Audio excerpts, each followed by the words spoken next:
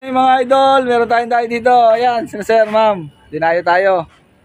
Kawasaki Boxer CT150. Ano sir, sira nitong yung ito? Natagas. Natagas po. Yan. Natagas daw din po. Kaya kailangan natin itong gawin. Yan, itutulo. Yan. I-refresh natin yung itaas. Yung ilalim ng base ng block. Tapos mahulsil naman dito, parang wala naman ako nakitang tulo, okay naman. Gagawin natin yung mga tulo nito. Kasi gusto ni sir, walang tulo. Yan.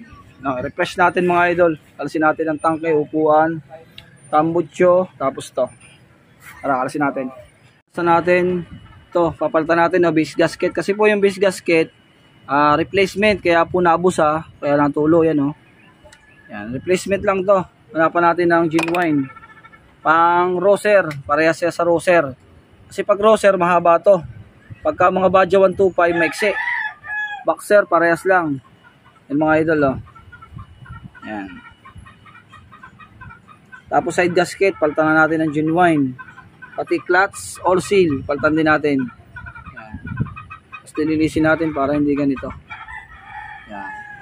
Tapos yung kanyang block, may natin to, papalitan natin na base gasket. Kasi po yung base gasket, replacement, kaya po nabusa, kaya lang tulo, yan o. Yan, replacement lang to. Hanapan natin ng genuine. Pang roser, parehas siya sa roser. Kasi pag roser, mahaba to. Pagka mga Badja 125, maiksi. Boxer, parehas lang. Yan mga idol, o. Yan. Tapos side gasket, palitan na natin ng genuine. Pati clutch, all seal, palitan din natin. Yan. Tapos dinilisin natin para hindi ganito. Yan. Tapos yung kanyang block, may valve lapping na tinatawag dahil may tama po, may guhit. Ang laki ng guhit ng kanyang block. Pero ito na lang muna ulit. Ihahanap na lang ni sir ng genuine. Tapos ito, napansin ko mga idol, wasak na wasak, oh. Yan, oh. Yung sa kicker. Ihahanap din ng parts out. Yung may mga parts out po nito, baka mag-comment kayo dito sa ilalim. Puntahan ni sir yun, baka sakali na magkakasundo kayo. Parts out po ng kanan. Tapos ito po, crack. Yan. Crack din po ito. Yan mga idol, sira. Wala pong engine number to mga idol. Kanan ang engine number niya ay nasa kaliwa. Baka magkakasundo kayo ni sir. Pero kakabit na lang muna. Nakalak naman yung kicker niya dito. Ang ginagamit ay starter. Yan. Sige, hanapan muna natin ng mga gasket. Ito na po yung ating pinabili. Yan, ito kasi walang nakalagay. Mahalaga din po ito sa strainer natin. Kasi yung mga sumasala dito, sa sigunyal, papuntang connecting rod, kailangan masala nito bago pumunta sa filter. Kasi yung filter natin, yung tinatawag natin ganito, yung oil filter, bago pumunta dito yung mga dumi, dito sa oil filter natin, dito muna dadaan sir. Dito muna dadaan. Yan. Tawag dito ay yan o, mesh. Mesh filter pump oil. Yan. Yan ang tawag sa katalogo. Tapos palit na rin tayo ng o-ring ng filter. Tapos yan, gasket, mga genuine. Packing o-ring, cylinder head gasket. At itong base gasket. Tapos side gasket. Ito yung clutch all seal. Yan.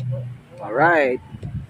Katulad lang siya ng CT125, clutch all seal. Yan ang mga idol, kakabit na natin at mamaya ayabangan nyo. Yan si sir, oh. Darating lang. Mga idol, tapos na po. Na-repress na natin yung mga gasket, lahat ay genuine, pati all seal. Ayan si sir, oh. Yan. Talagang kakabit na ulit ang sidecar, okay na ulit. Next project namin, mga idol, abangan nyo, yung crankcase nito. Yan. Paghahandaan muna ni kuya. Talagang bakbakan ito pagka ginawa. Hindi kasi ito basta, kasi alam niya na, nagpagawa kasi siya sa pisan ko ng makina. Pinabalik niya uli kasi walang makitang crankcase. Kaya hanap muna para hindi masayang yung oras o yung abala. Ano po? Kasi alam niya na mangyayari, kahit mga las, wala nang makikita. Kailangan, pagka ginawa natin, palit na para sigurado. Yan. Iba kasi yung may karanasan na, kasi kagaya no, nakalas na. Alam niya na yung mangyayari, kaya kailangan ihanap muna. Ayan. Okay. Abangan nyo po yan. I-overhaul natin sa susunod yan. Papalitan po ng crankcase. Sira na yung sa kicker. Ayan. Okay. Sir, shoutout mo yung mga tagaan sa inyo. Taga-Bicol sir. Taga-Ipik. Ayun. Dito na kayo. Yung makasamahan mo sa trabaho. Oo, puro may motor yan. Ayun.